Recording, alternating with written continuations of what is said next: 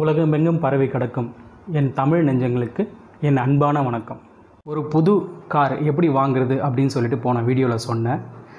இப்போ சில பேர் இல்லை என்னால் மந்த்லி இஎம்ஐலாம் கட்ட முடியாது அப்படின்னு நினைக்கிறவங்களுக்கும் யாரெல்லாம் செகண்ட் ஹேண்ட் கார் வாங்கலாம், எப்படி வாங்கலாம் ஈஸியாக, அதுக்கு சில டிப்ஸுகளை கொடுக்குறேங்க. ஃபஸ்ட்டு திங், நீங்கள் கார் வாங்கும்போது கூடவே ஒரு மெக்கானிக்கை கூட்டுட்டு போங்க. இதுதான் முதல் டிப்ஸ். இன்ஜின் என்ன கண்டிஷனில் இருக்குன்றதை பார்த்துருங்க. 1,00,000 கிலோமீட்டருக்கு மேலே ஓடி இருந்தால் அந்த வண்டியை எடுக்கிறத பற்றி 1க்கு 2 தடவை யோசிங்க. ரெண்டாவது டிப்ஸு, மெக்கானிக் கூட்டு போய் செக் பண்ணிட்டீங்க, வண்டி நல்ல கண்டிஷனாக இருக்குது அப்படின்றத நீங்கள் ஃபீல் பண்ணால் மட்டும் இந்த ரெண்டாவது கண்டிஷனுக்கு போங்க. ரெண்டாவது கண்டிஷன் என்ன அப்படின்னு கேட்டிங்கன்னா, அவங்கக்கிட்ட கடைசியாக பண்ண 2 சர்வீஸ், ஏன்னா ஒரு 3 மாதத்துக்கோ இல்லை 6 மாதத்துக்கோ ஒரு தடவை சர்வீஸ் பண்ணியிருப்பாங்க, சரிங்களா. டீசல், பெட்ரோல் இது 2 வருஷனுக்கு வேறு டைமில் சர்வீஸ் பண்ணுவாங்க, சரிங்களா. அதனால் இது 2ஓட சர்வீஸ் ஹிஸ்ட்ரி, 2 சர்வீஸ் ஹிஸ்ட்ரி பாருங்கள். கண்டிப்பாக யார்கிட்ட இருக்கோ அந்த காரை மட்டும் நீங்கள் கன்சிடர் பண்ணுறது உங்களுக்கு நல்லதுங்க. ஏன்னா சர்வீஸ் ஹிஸ்ட்ரியே இல்லை அப்படின்னு சொல்கிறவங்க கிட்ட கண்டிப்பாக கன்சிடர் பண்ணாதீங்க. மூணாவது டிப்ஸு, நீங்கள் இந்த டீலர்ஸ் நிறைய பேர் இருப்பாங்க, அந்த டீலர்ஸ்கிட்ட போய் எடுக்கலாங்க. எடுத்திங்கன்னா கண்டிப்பாக டிஃப்ரென்சேஷன் எவ்வளோ இருக்குன்னா 1,00,000 ரூபா வரைக்கும் டிஃப்ரென்சேஷன் இருக்கும். ஆனால் அதுக்கு உண்டான ஒர்த் இருக்கும். ஏன்னா ஒரு வருஷம் அவங்களுக்கு 3 சர்வீஸ் இல்லை 2 சர்வீஸ் உங்களுக்கு ஃப்ரீயாக அவங்களே பண்ணி கொடுப்பாங்க டீலர்கிட்ட நீங்கள் எடுத்திங்கன்னா. ஆனால் 1,000 1,50,000 ரூபா வண்டியோட விலை ஜாஸ்தியாக இருக்கும் காஸ்ட். அதுவே டேரெக்டாக பையர்கிட்ட போய் வாங்கினீங்க. இப்போ நான் கார் ஓனர், என்கிட்ட கார் இருக்குது, நீங்கள் செகண்ட் ஹேண்டில் கார் வாங்கணும் அப்படின்னு சொல்லி நான் சேல் போட்டிருக்கப்போ நீங்கள் பார்த்து வாங்குறீங்க அப்படின்னு சொன்னால் உங்களுக்கு கண்டிப்பாக சொல்கிறேங்க 1,00,000 ரூபா மினிமம் 25,000 ரூபாவாவது மினிமம் உங்களுக்கு கம்மியாக கிடைக்கும். ஏன்னா நடுத்தர டீலர் இல்லாமல் நீங்கள் டேரெக்டாக வாங்கும்போது உங்களுக்கு கண்டிப்பாக கம்மியாக கிடைக்கும். ஆனால் நான் சொன்ன அந்த 2 விஷயத்தை மறந்துடாதீங்க. கூடவே மெக்கானிக் கூட்டு போய் செக் பண்ணுங்கள். செக் பண்ணி அதுக்கப்புறம் உங்களுக்கு வண்டி பிடிச்சிருக்கு, இன்ஜின்லாம் கரெக்டாக இருக்குது, 1,00,000 கிலோமீட்டர் கம்மியாக ஓடி இருக்குது அப்படின்னா அந்த வண்டியை நீங்கள் கன்சிடர் பண்ணி எடுங்க. மூணாவது விஷயம், ரொம்ப முக்கியமான விஷயங்க, இஎம்ஐயில் எடுக்காதீங்க. ஏன்னா செகண்ட் ஹேண்ட் வண்டிக்கு இஎம்ஐ பார்த்திங்கன்னா ஜாஸ்தி இருக்கும். கிரெடிட் கார்டை விட அதிக இன்ட்ரெஸ்ட் ரேட் ஜாஸ்தியாக இருக்குங்க. செக் பண்ணி பாருங்கள். கிரெடிட் கார்டு, சில பேர் கிரெடிட் கார்டு யூஸ் பண்ணியே கார் வாங்கிடலாம், அதை நீங்கள் இஎம்ஐ கன்வெர்ட் பண்ணிக்கலாம். அப்படி இல்லைன்னு சொன்னால் கிரெடிட் கார்டில் இன்னொரு ஆப்ஷன் இருக்குங்க. நிறைய பேர் இப்போ ஃபார் எக்ஸாம்பிளுக்கு இப்போ 2,00,000 ரூபா எனக்கு கிரெடிட் கார்டோட லிமிட் அப்படின்னு சொன்னால் இப்போ 1,00,000 ரூபா இல்லை 1,50,000 ரூபா வரைக்கும் எனக்கு இஎம்ஐயாக கன்வெர்ட் பண்ணி கொடுக்கறதுக்கு, அதை கேஷ் ஆஃபராக கிடைக்கும். நமக்கு 1,50,000 ரூபா நமக்கு செக்கை அனுப்பிச்சிருவாங்க, இல்லை நம்ம அக்கௌண்ட்டில் கிரெடிட் பண்ணிவிட்டு அதை உங்களுக்கு இஎம்ஐயை கன்வெர்ட் பண்ணி கொடுத்துருவாங்க. சில டைமில் பார்த்திங்கன்னா கிரெடிட் கார்டிலே 12%க்கு இஎம்ஐ கிடைக்கும், சரிங்களா. 12% இன்ட்ரெஸ்ட் ரேட்டுக்கு கிடைக்குங்க. அந்த 12%க்கு என்ன இஎம்ஐ வருதுன்றதை செக் பண்ணிக்கோங்க. செகண்ட் ஹேண்ட் கார் வாங்கும்போது மட்டும் இதை நீங்கள் பயன்படுத்திக்கோங்க. கார்டில் வாங்கிட்டு அதை நீங்கள் கன்வெர்ட் பண்ணிக்கோங்க. அப்படி இல்லை அப்படின்னு சொன்னால் செகண்ட் ஹேண்டுடைய இன்ட்ரெஸ்ட் ரேட்டு கம்மியாக இருந்தால் அதை ஆஃப் பண்ணிக்கோங்க. எதில் இன்ட்ரெஸ்ட் ரேட் கம்மி அப்படின்றத பார்த்து வாங்குங்க. ஏன்னா செகண்ட் ஹேண்ட் இன்ட்ரெஸ்ட் ரேட் கண்டிப்பாக ஜாஸ்தியாக இருக்கும். இன்னொரு முக்கியமான விஷயம் என்னென்னா, டெனர் ரொம்ப கம்மியாக கொடுப்பாங்க. வருஷங்கள் பார்த்திங்கன்னா புது காருக்கு 8 வருஷம் 7 வருஷம் போடலாம். இதில் பார்த்திங்கன்னா செகண்ட் ஹேண்ட் காருக்கு 4 வருஷம் 3 வருஷம் அப்படி தாங்க போடுவாங்க. அப்படி போடும்போது உங்களோட இஎம்ஐ ஜாஸ்தியாக இருக்கும். காரை எடுத்த உடனே அதை நேராக கொண்டு போய் நீங்கள் எந்த பிராண்டு கார் எடுக்கிறீங்களோ அங்கே சர்வீஸ் சென்டருக்கு கொண்டு போய் அதை சர்வீஸ்க்கு விடுங்க. விடும்போதே உங்களுக்கு நல்லா தெரிஞ்சிடும் அதில் எது சின்ன சின்னதாக மாற்ற வேண்டியது இருக்கோ எல்லாத்தையும் மாற்றிடுவாங்க. மாற்றிட்டாங்க அப்படின்னு சொன்னால் உங்களுக்கு ஓரளவுக்கு நம்பிக்கையாக அந்த காரை வச்சுக்கலாங்க. அந்த கார் உங்களுக்கு தேவையான நேரத்தில் ஆஃப் ஆகாமல் நீங்கள் வண்டியை ஸ்டார்ட் பண்ணி ஓட்டுற மாதிரி இருக்குங்க. இன்சூரன்ஸ் கரண்ட் டேட்டில் இருக்கான்றதை செக் பண்ணிக்கோங்க. இல்லைன்னு சொன்னால் அதுக்கு நிறைய செலவு பண்ணுற மாதிரி இருக்குங்க. கரண்ட் டேட்டில் இன்சூரன்ஸ் இருக்கான்றதை மட்டும் பார்த்துக்கோங்க.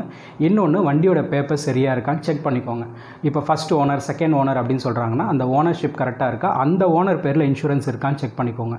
நேம் ட்ரான்ஸ்ஃபர் பண்ணிவிட்டு இன்சூரன்ஸ் ட்ரான்ஸ்ஃபர் பண்ணாமல் இருக்குது அந்த வண்டி நீங்கள் வாங்கினீங்க அப்படின்னு சொன்னால் இது நிறைய பின்விளைவுகள் நிறைய பெருசாக இருக்குங்க. ஏன்னா சில பேர் கார் வாங்குவாங்க, அவங்க பேரில் ட்ரான்ஸ்ஃபர் பண்ணிடுவாங்க. இன் பிட்வீனில் இன்சூரன்ஸ் ட்ரான்ஸ்ஃபர் பண்ணுறதுக்குள்ளே அவங்களுக்கு ஏதோ ஒரு ஆக்சிடென்ட் ஆகிடுச்சு, அசம்பாவிதம் ஆகிடுச்சு அப்படின்னு சொன்னால் இன்சூரன்ஸ் கிளைம் ஆகாதுங்க. நேம் ட்ரான்ஸ்ஃபர் பண்ணுறவங்க நேம் ட்ரான்ஸ்ஃபர் பண்ண உடனே இன்சூரன்ஸை இமீடியட்டாக ட்ரான்ஸ்ஃபர் பண்ணுங்கள். இன்னும் 10 நாள் தான் இருக்குது, 15 நாள் தான் இருக்குதுன்னு சொல்லிட்டு ரிஸ்க் எடுக்காதீங்க. ஏன்னா இன்கேஸ் ஏதாவது ஆக்சிடென்ட் ஆச்சு அப்படின்னு சொன்னால் உங்களால் கிளைம் பண்ண முடியாது.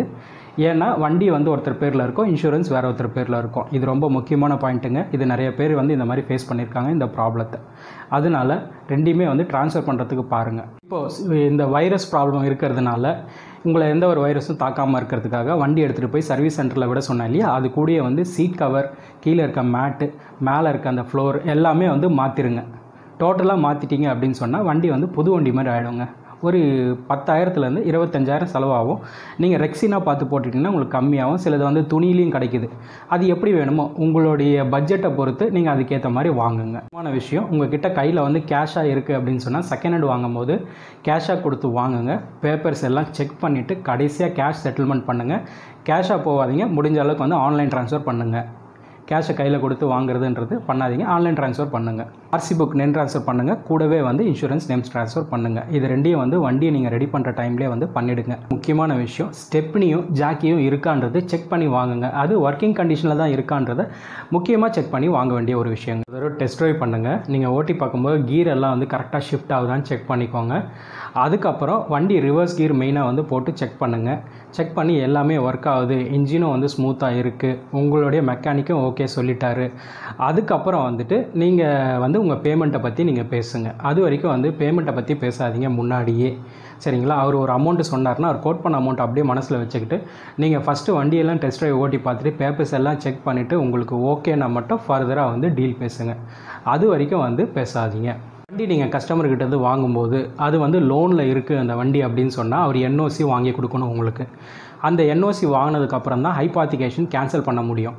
அந்த லோனோட என்ஓசி அவர் வாங்கி கொடுக்குற வரைக்கும் அமௌண்ட்டை செட்டில்மெண்ட் ஃபுல்லாக பண்ணாதீங்க. 50% கொடுங்க, இல்லை 75% கொடுங்க. பேலன்ஸ் இருக்க அமௌண்ட்டை ஹோல்ட் பண்ணிவிட்டு அவர்கிட்ட வந்து ப்ராமிசரி நோட் ஒன்று எழுதி வாங்கிக்கோங்க. இந்த மாதிரி வந்து வண்டி இவருக்கு நான் டெலிவரி பண்ணிட்டேன் அப்படின்றத வந்து நீங்கள் சைன் பண்ணி கொடுங்க. அதுக்கப்புறம் வந்துட்டு அவர் வந்து உங்களுக்கு என்ஓசி வாங்கி கொடுக்குற வரைக்கும் ஓனர்ஷிப் உங்களுது இல்லை அப்படின்றத ஃபஸ்ட்டு வந்து நீங்கள் கிளியர் பண்ணிக்கோங்க. ஃபஸ்ட்டு அவர் என்ஓசி வாங்கி கொடுத்ததுக்கு அப்புறமேட்டி தான் உங்களுக்கு ஓனர்ஷிப் வரும்ன்றதையும் நீங்கள் மென்ஷன் பண்ணிக்கோங்க, சரிங்களா? அது வரைக்கும் ஒரு அமௌண்ட்டை வந்து ஹோல்ட் பண்ணி வைங்க. இல்லை அப்படின்னு சொன்னால் அவர் என்ஓசி வாங்கி கொடுக்க முடியல அப்படின்னு சொன்னால் உங்களுக்கு கண்டிப்பாக உங்களுக்கு லாஸ் தாங்க அதுக்கப்புறம். ஏன்னா அந்த வண்டியை நீங்கள் வந்து அவர் கேஷ் உங்களுக்கு திருப்பி கொடுக்கணும் இல்லையா? அவர் கொடுக்க முடிஞ்சவராக இருந்தால் பிரச்சனை இல்லை. இல்லை அவங்களால கொடுக்க முடியலன்ற மாதிரி சுச்சுவேஷன் வந்தது அப்படின்னு சொன்னால் லாஸ் உங்களுக்கு தாங்க. அதனால் என்ஓசி வர வரைக்கும் ஃபுல் அமௌண்ட் செட்டில்மெண்ட் பண்ணாதீங்க. பேங்க் லோனில் இருந்தாலும் சரி, இல்லை வேறு ஏதாவது தேர்ட் பார்ட்டி வெண்டார்கிட்ட இருந்தாலும் சரி, அந்த என்ஓசி கைக்கு வர வரைக்கும் ஃபுல் அமௌண்ட் கொடுக்காதீங்க. அதுக்கு ஒரு ப்ராமிசரி நோட்டு போட்டு எழுதி வாங்கிக்கோங்க. ஃபுல்லாக வீடியோ எடுத்துக்கோங்க. ஃபஸ்ட்டே எங்கெங்கே ஸ்க்ராட்ச் இருக்குது, டென்ட் இருக்குன்றதெல்லாம் முதலே பண்ணிக்கோங்க. ஏன்னா நீங்கள் பேசி முடித்ததுக்கு அப்புறமேட்டி அவர் வண்டியை எடுத்துகிட்டு போய் நீங்கள் செட்டில்மெண்ட் ஆகிற ஒரு 2-3 டேஸ் டிலே ஆகுதுன்னு வச்சுக்கோங்களேன். அந்த டைமில் மறுபடியும் ஏதாவது ஒரு ப்ராப்ளம் இருந்தது அப்படின்னு சொன்னால் நீங்கள் அந்த டைமில் நெகோஷியேட் பண்ண முடியாது. அதனால் ஃபுல் வண்டியை வந்து வீடியோ எடுத்துக்கோங்க. எங்கெங்கெல்லாம் உங்களுக்கு தேவையோ ஃபோட்டோஸ் எடுத்துக்கோங்க. ஃபுல்லாக இன் அண்ட் அவுட் எல்லாமே வந்து எடுத்து வச்சுக்கிட்டீங்க அப்படின்னு சொன்னால் நாளைக்கு நீங்கள் பார்க்கும்போது இப்படி இருந்த வண்டி அதே மாதிரி அவர் கொடுக்கும்போது அந்த அமௌண்ட்டை வந்து நீங்கள் கொடுத்தா போதுங்க. புது கார் எப்படி 0 டவுன் பேமெண்ட்டில் வாங்குறதுன்றதையும் நான் வந்து போட்டிருக்கேங்க ஒரு வீடியோ. அந்த வீடியோவோட லிங்க்கை வந்து இந்த கீழே டிஸ்கிரிப்ஷனில் கொடுக்குறேன். நீங்கள் அதையும் ஒரு தடவை பாருங்கள் செகண்ட் ஹேண்ட் கார் வாங்குறதுக்கு முன்னாடி, சரிங்களா? உங்களுக்கு பிடிச்சிருந்துன்னா லைக் பண்ணுங்கள், ஷேர் பண்ணுங்கள், கமெண்ட் பண்ணுங்கள். கீழே இருக்க அந்த பெல் ஐக்கானை ப்ரெஸ் பண்ணிட்டீங்க அப்படின்னு சொன்னால் நான் போடக்கூடிய அத்தனை வீடியோவும் உங்களுக்கு இமீடியட்டாக நோட்டிஃபிகேஷன் வருங்க. நன்றி, வணக்கங்க.